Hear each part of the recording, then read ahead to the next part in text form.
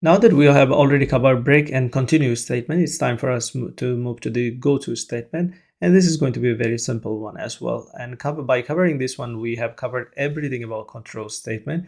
As I already promised, there will be a lot of programs will be coming after this related to the loop control statement. Okay, so let's go to the loop control statement one more time. And here, what basically we'll do, we'll get rid of everything that we have. We are going to print from 1 to 10 using goto statement. Print from 1 to 10, 1 to 10 using goto statement.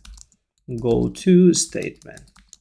All right, it's going to be pretty simple. Don't worry about that. So first of all, we need to start from here somewhere. So let's say we're starting from 1 and then we are going to run until 10.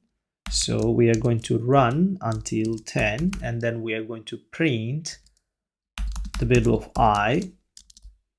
of I here, let's say here %d, and then we're going to put the new line, and here we will print I again. Don't worry, we will get everything fixed, and every time we need to increment by 1.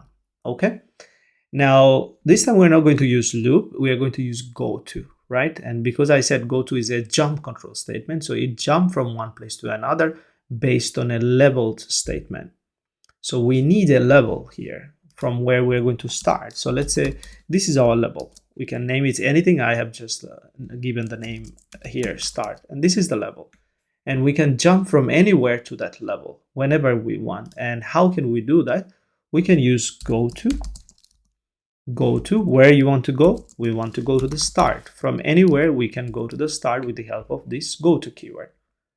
But then, of course, this is a condition, so we need to put inside something, right? So in this case, we're going to put inside the if block.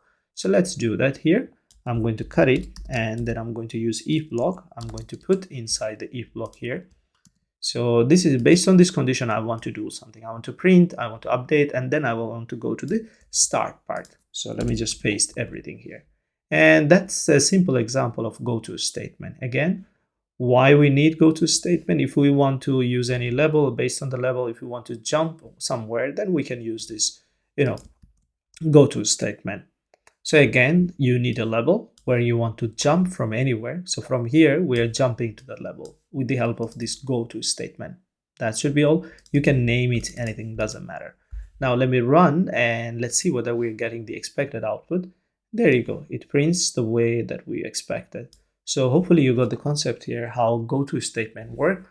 Now that we finish all the control statement that we wanted to cover, let's make some more programs and a little bit more complex programs, because so far we have done quite a lot of easy programs. But maybe before going to that part, you need to understand one more thing, which is called nested loop. And after explaining the nested loop, I will go to many C programs that will be handy for you later on as well.